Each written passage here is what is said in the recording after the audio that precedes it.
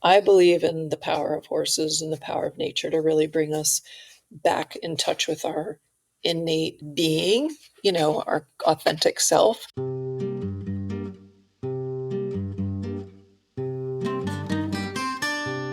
This is Educating to Be Human, and I'm your host, Lisa Petrides, founder of the Institute for the Study of Knowledge Management in Education. In each episode, I sit down with ordinary people creating extraordinary impact. People who are challenging notions of how we learn, why we learn, and who controls what we learn. Thank you very much for listening.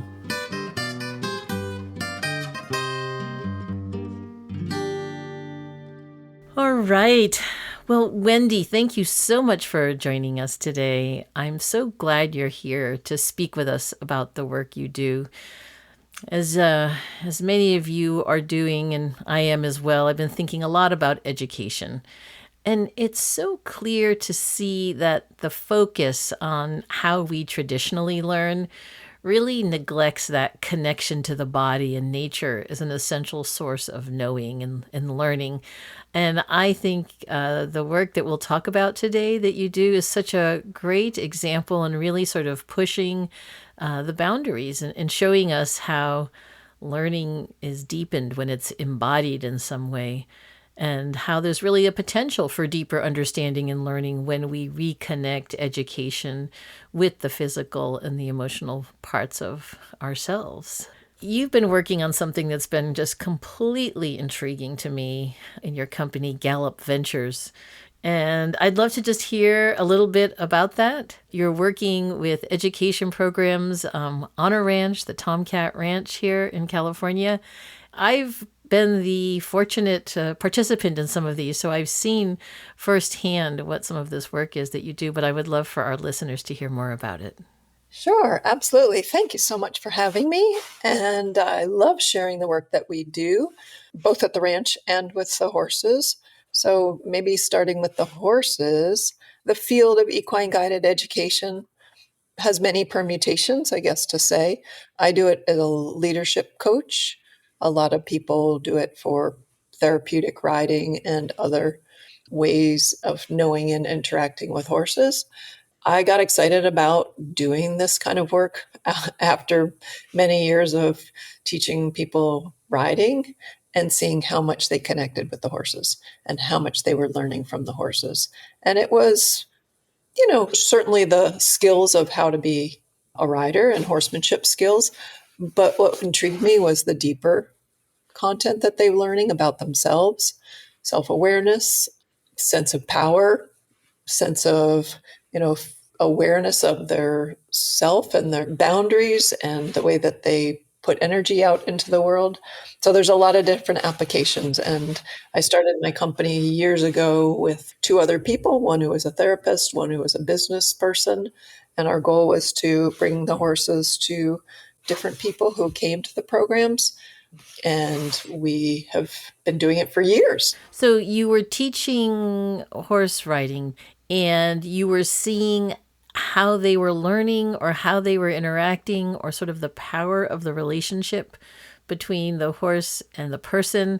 How did you help people access that? Like when you transitioned into the Gallop Ventures, what did that look like? I mean, how do horses help people access, this sort of different kind of intelligence? How the heck does it work? I've seen it, so I know it works, but I'd love to hear a little bit more about that. Sure. Yeah. Well, the way that we do equine guided education is we give people exercises. They're not complicated exercises.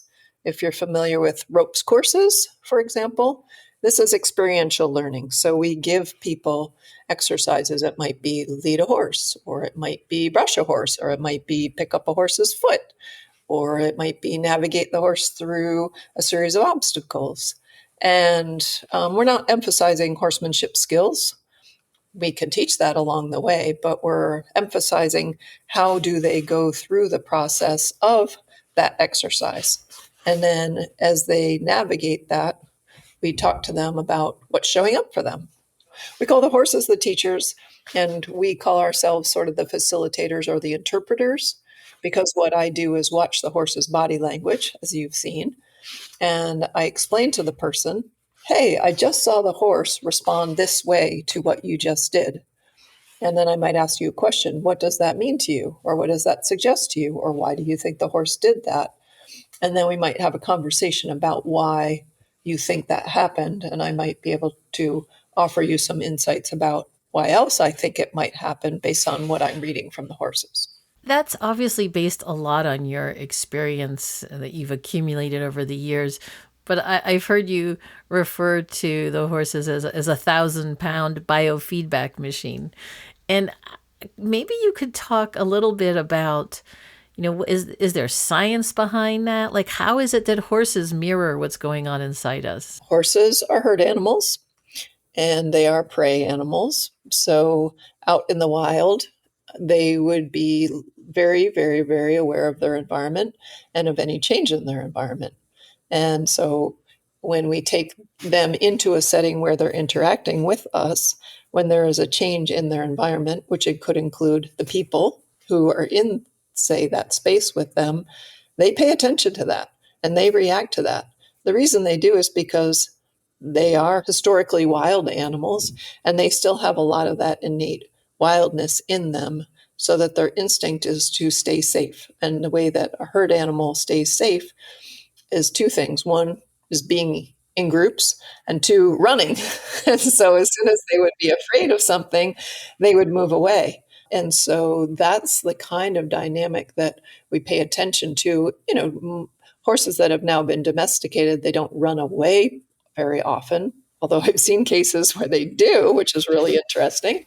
But they more would move away from a person if they didn't like the vibe, so to speak, of that person or how that person showed up or was talking about something. And so that's the kind of thing that I would read to a person if they, for example, stated a goal. They perhaps stated their goal and the horses moved away from them. I would say, why do you think the horse moved away from them? Because a natural instinct from a horse might be to move towards them because they are herd animals and they like to be with other living beings. They actually feel safer together. That's so interesting when I think just about people and how we act in groups or in the wild, so to speak. In some ways, people have the same kind of reaction, right? We can work collaboratively in groups or we can run away, and it strikes me certainly in education when we're learning, we don't think of that, right? Because we're not thinking about how, I don't know, emotions and physical experiences are shaping what we learn.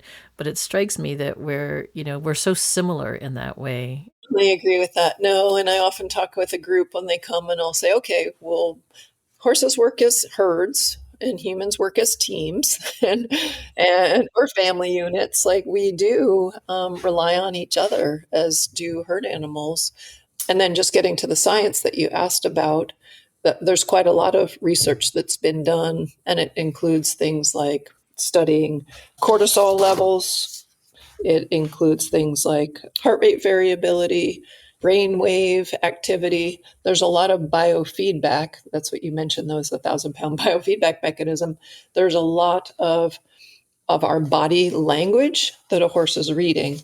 And, to humans, body language is, did I cross my arms or did I frown? But to horses, it's much more subtle because, again, they are a prey animal. So they need to really, out in the wild, they've got to know the difference between if there's caution or safety if, for example, a threat is nearby. So they can read our moods and they can read if we're happy. Are they reading our body language in ways that we don't even really see from each other? Or are they almost reading, when we have a thought or an emotion, it is a biochemical release in our body.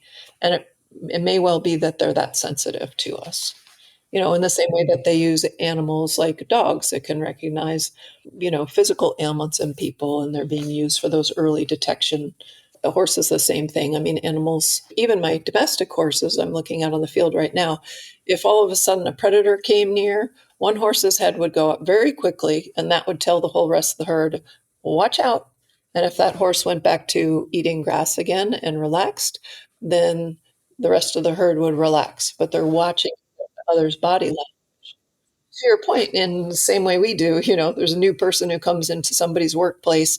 Everyone's watching the cues from each other about, is this somebody who's already, known to the company, known to the team, or is this somebody we're all going to check out?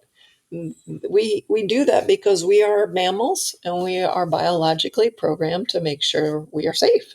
And so these are the ways that we read our environment to know if we're safe or not. Are there studies that are actually showing this? Like if somebody's really looking to see, how you navigate that tension between what's measurable and what's felt, can you prove that? Yeah, there's a bunch of studies. I mean, Google it and you'll see. But one that I especially am interested in, and we've looked into it in some depth because we've done a program for healthcare practitioners before, and it had to be approved by their corporate headquarters as a recognized training program. And so all the curriculum had to be science based. And so the research, that program that was referenced was a program that looks at heart rate variability. And what they did was connect a EKG monitor with both the horse and the human. And they saw that, for example, if the person was stressed, cortisol level would go up. So that's a biochemical reaction. And the horse's reaction, whether they were reading that cortisol level or whether that person was acting stressed, the horse's reaction would elevate. What was actually especially neat about the research is that the horses are able to bring down people's stress reaction. They're actually able to activate brain waves like theta, that is a slower, quieter brain wave for us, rather than like the, kind of static feeling about us. They bring us to a calmer, quieter internal space. They change heart rate variability. And then the amazing thing, too, is people who were in the study and they continued to study them when they left the horses, and then anticipation of going back to the horses, already like biophysically they knew that feeling. And I believe in the power of horses and the power of nature to really bring us back in touch with our innate being, our authentic self. So I think that's why, in anticipation of going back to the horses, once they'd already had that experience of calmness, they felt that calmness, and that was activated before they'd even gone back to see the horses. What's so interesting about that to me, so of course, as an educator, this is how I'm thinking about how this applies to learning. And we know that whether it's children or adults, that we learn at a deeper level when, maybe we're not always, connected to EKGs, but we know that we can learn at a deeper level when we're calmer, when we're more in touch with what's happening with our body, with the environment around us, right? It's just so interesting to think about how this can be applied. And I would love to hear, I know you've done a lot of group work, both around all around education, but around leadership and work with schools. And I'd love to hear a couple of examples. I remember you had done a seminar, I think it was with women entrepreneurs. I want to hear something about the workshop and how that kind of equates to the learning that took place in that. Yeah, I'll gladly share a story of the way it sort of plays out. So, we were working on a program, a 3-day program for women entrepreneurs about building their business. And it might sound kind of cute, but we'd have them work on their business and then, for example, work on their mission statement. Gave them time, they wrote it down, they practiced the words with each other, and then they were ready to go out and talk about it with the horses. And so the exercise was pretty simple. It was to go catch a horse with a halter, which is a normal thing for horses. That doesn't necessarily sound simple if you're not a horse person, but okay, I'm with you. Go catch a horse. And these are very calm horses. And so the first woman went in and she stated her goal, and she went over to go put the harness, we call it a halter, but basically a rope around the horse, and then lead it and tell it what the mission statement was.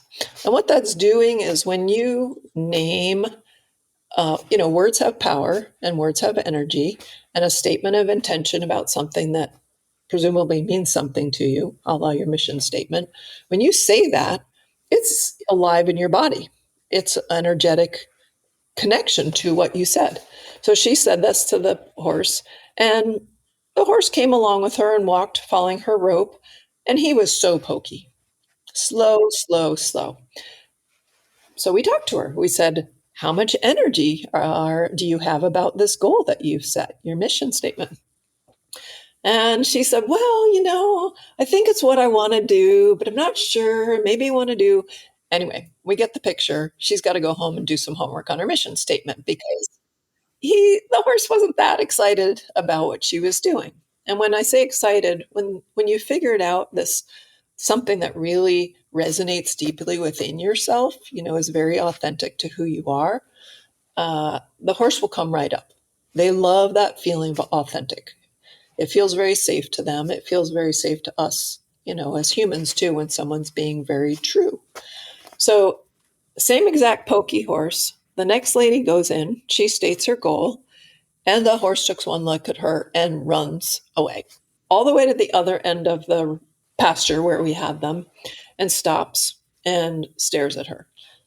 So that's interesting, right? Same pokey horse. Now this one's having a huge reaction. He doesn't want to go anywhere near her. She goes after him to try to halter him. She's holding this mission statement that she said, her goal, and she walks towards him and he comes running away from her. And she couldn't get near him.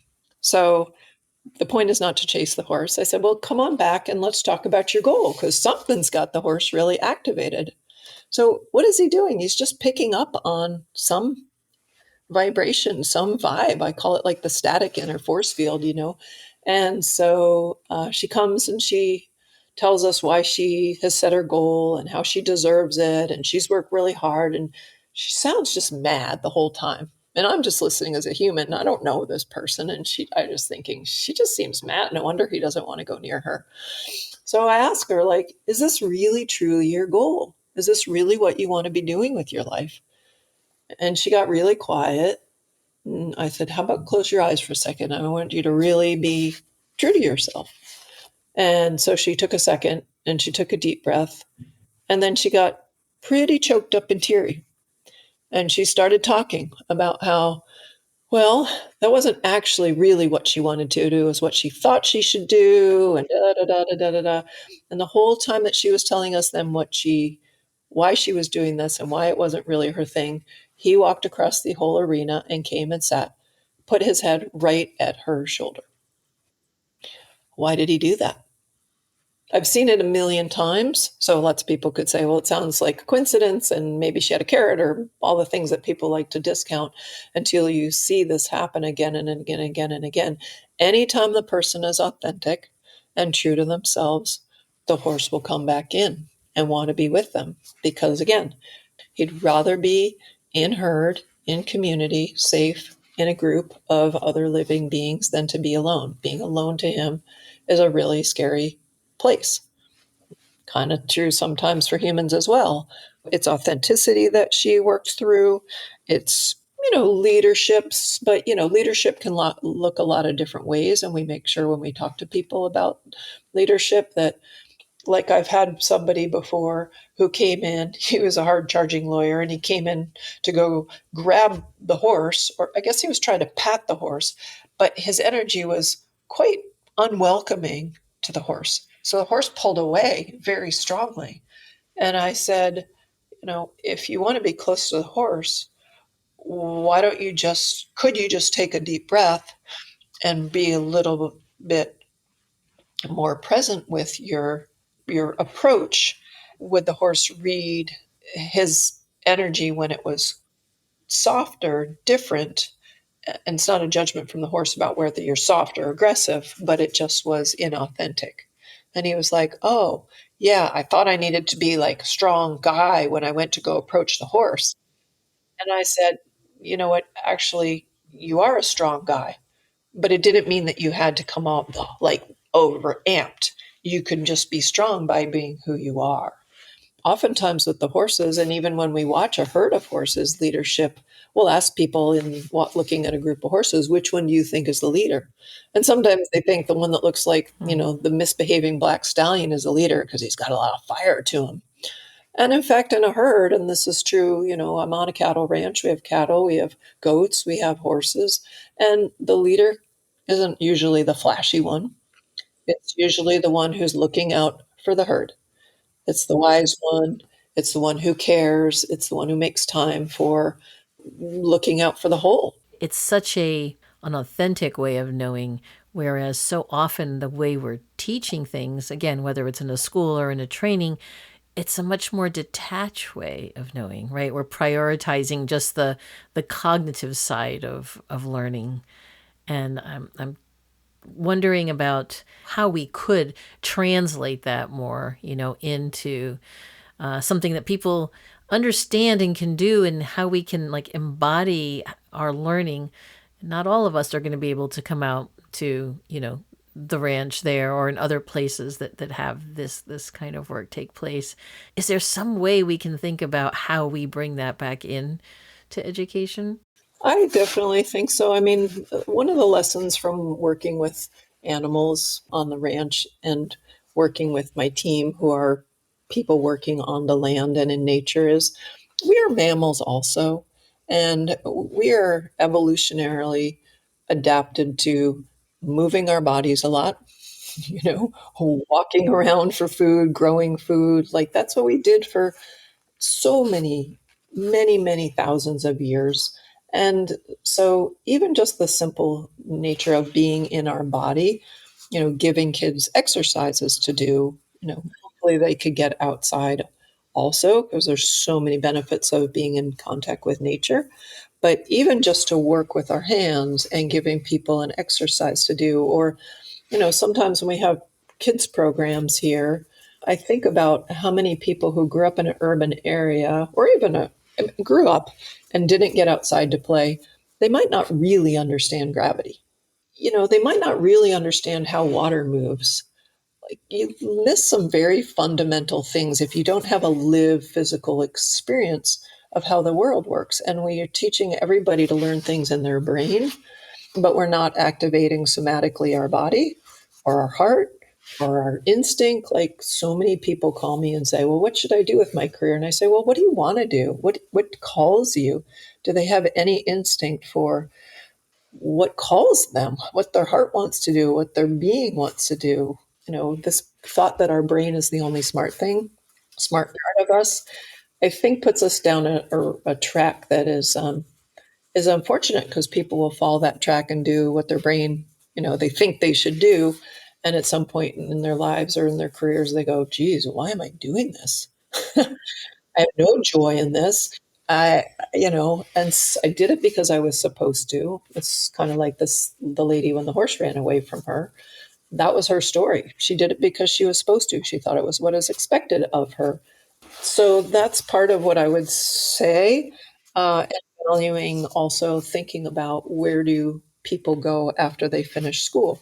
They need to work in teams, they need to lead teams. Like it's kind of like we're not an island no matter where we are. So just because we teach people how to think about ideas, if we haven't taught young people in schools also how to work together, we haven't prepared them for the world. You had also mentioned before, I think you had some young high school students come to the ranch and do some kind of activity. Yeah, we had an interesting situation. One of our farmer friends out here in the community, their partner is a teacher in the school, and so knew about the horse work. And she asked, do you think you could help the high school students with some of the challenges around bullying and setting boundaries?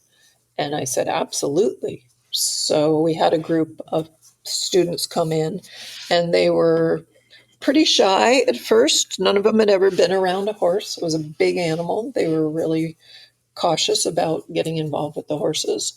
But we worked on, a series of exercises, which first was just touching the horse at all, getting that close to touch it, and talked about like, how do you approach something new? How do you challenge yourself? What does it feel like? How do you, reach out to a friend and ask for support? So that was a simple exercise, but it was really, really meaningful for them. Then we built it the next exercise, which was, could they ask the horse to back up? Well, that exercise to well-trained horses, which our horses are, can mean as little as putting a finger, like if I were to do it, on their shoulder and saying back, and they would do that. But I have to do it and really be clear in my body and with my intention that I'm setting a boundary. And when I say it, I mean it. And that was a big lesson. And we talked a lot about bullying came up as we were doing this exercise and how do these people in school assert themselves. They don't have to be loud, but they have to be assertive. They have to set a boundary.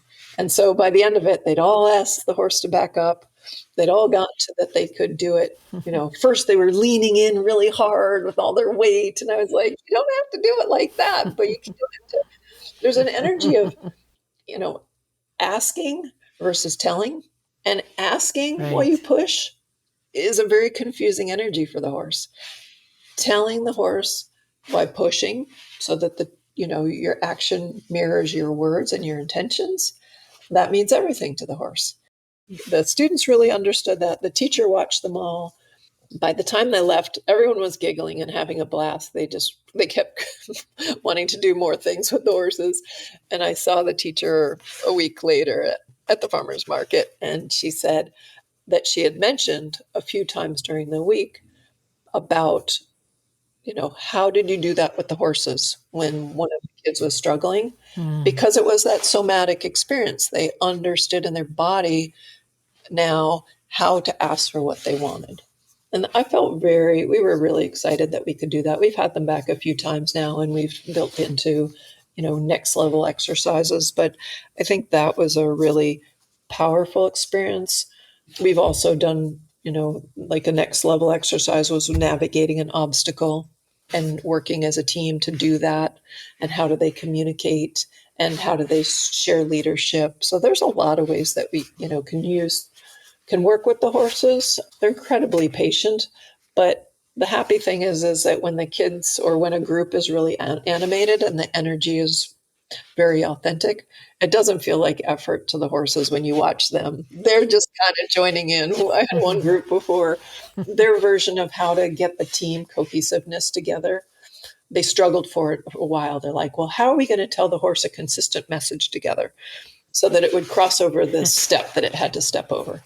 And they tried 4 or 5 different things. And finally, somebody said, well, let's just sing the instruction to the horse. Well, that's an amazing thing because singing, and you think about like the energy of singing and that harmony, kind of like when you sing happy birthday, and at first it starts out all diverge, sounding maybe not so great. But then by the end of the song, somehow usually they finds a common harmony.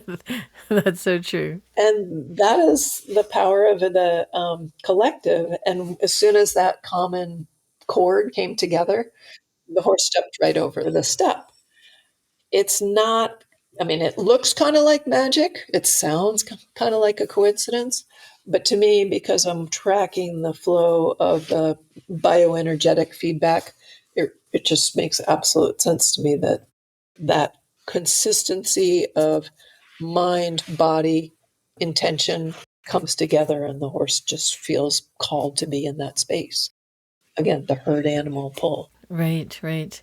That's so powerful when you talked about that exercise and around bullying, because it's one thing to be, to say, what does it mean to talk about, there's webinars and trainings about, talking about boundaries and bullying and how not to be subject to that, but then to feel what a boundary is, right? When they're there touching the horse, it's just, I'm not sure if you can, I can feel it. I'm not sure if you can explain like what is happening in that moment when you're feeling the boundary, you're talking about it, but then you feel it and how that embodies the learning even more deeply, into us, into a person. Well, you are right. It is a feeling, but And I would say maybe just restating some of what you said, because I think you said it well. When if we had just talked to them in their head about having a boundary, they wouldn't know what that felt like in their body. And so they're still wondering, well, what does that mean and how do I do it? Because I'm a human being. Like I have a body that has to follow that head. But when we put the movement that matches the thought together, which was, then a chance to try that out in different dimensions with the horse. And then they feel that feeling of, okay, I've taken that thought and I brought it into my body and I practiced it and I, breathed in that energy of intention. You could see it in their faces, how enlivened they felt and how empowered they felt. And I don't know how I would do that with just speaking words to them, honestly. It brings me great joy to be able to do that. And I feel like once people feel that inner sense of power, you can't unknow that. You can take it with you again. And that's what I encourage them to do. It was primarily girls in this particular class who are dealing with this bullying situation. And I said, feel that power in your body. That is your power. You can take that with you back to school and you can tap into that if you need to close your eyes for a second. But once you've felt that feeling, how do you make that trigger then for them to find that again in a complicated situation? I guess that's the next Yes, level of, yes. you Well, of course, we can study for a test and then not be able to recall the fact, right? When we're sitting yeah, there in that situation. Yet when we have that feeling and it's in our body, it's much harder to forget it. Once you can tap into your body and feel that again. There are a few things that I can think of that are more kind of apropos about when we say, what is educating to be human? This really is such an example when we talk about, the body and the emotion and you're in nature. And I mean, one thing, of course, I think about is, how could a more, human education look like today? And let's talk about traditional education. So schools, universities. Is there some way, I mean, you're a longtime educator. Can you imagine how we can bring this kind of sense or sensibility into what we do more traditionally? Or do we just really have to be out there, in nature, doing this kind of work? How can we embody learning in maybe in more of a traditional way? I know it's not a completely answerable question, but I'm just kind of, I'm sure you've thought about it, and I'm kind of curious what you thought. yeah. Well, I would say, many things that come to mind is if I'm thinking about how do I bring nature to a classroom, or how do I bring physical exercises to the classroom? Can I give people hands-on exercises to do rather than just writing answers? Can I give them chemistry experiments or biology experiments? And, there are schools that do a lot of this more hands on kind of learning as their methodology. Could you go out to, hopefully, I understand not all schools are so lucky to have, a safe or nice place to go outside nearby. But if they could they do a garden? And they could talk about biology and all the things in the garden, planting, working with their hands. You could talk about water quality. You could talk about a lot of lessons, just from that little garden there. You could walk around the neighborhood and learn those things. So really, I mean, nature is all around us, and those lessons, teachable moments, are everywhere. So that's the kind of school I would have liked to have gone to. And that's, I guess, the school that I get to be in now at the ranch when we have, education programs about soil health in the garden, when we have programs with the horses, when we serve a meal and we talk about where the food came from and how does food grow.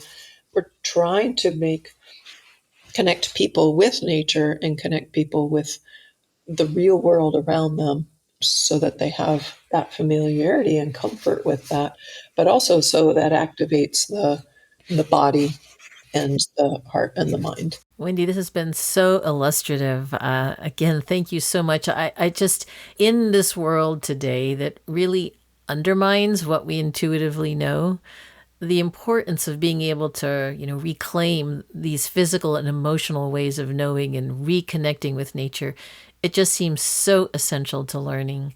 And I think there's a lot we can learn from you in this work as we try to reimagine what educating and what educating to be human could look like. Before we finish, I always like to leave space for one final question, something I ask all my guests. Can you make up the title of the book that you wish more people would read?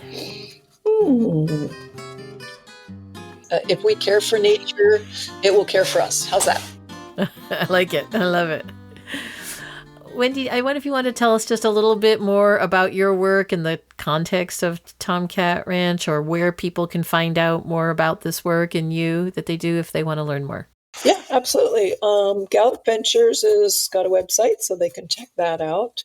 Also, I support a group called Bay Area Equine Facilitators, which is people who do equine facilitation across the Bay Area, all different ways. And people can Google, there's horse people doing stuff like this all over the country and the world. We recently had somebody visiting from Ireland who's doing an equine program. And then with TomKat Ranch, we do educational programming and science around regenerative agriculture. Basically, the goal of the ranch is to be a learning lab to demonstrate practices and principles of how you can restore nature and putting the science to that. We also work in food systems change and climate and sort of the whole world of how do we care more for nature and how then does it care for us. Thank you, everybody, for listening to the show this week. This has been Lisa Petrides with Educating to be Human. If you enjoy our show, please rate and review us on Apple, Spotify, or wherever you listen to your podcasts. You can access our show notes for links and information on our guests, and don't forget to follow us on Instagram, Blue Sky, at edu2behuman. That is EDU to be human. This podcast was created by Lisa Petrides and produced by Eleni Theros. Educating to be Human is recorded by Nathan Sherman and edited by Ty Mayer, with music by Orestes Kaletsos.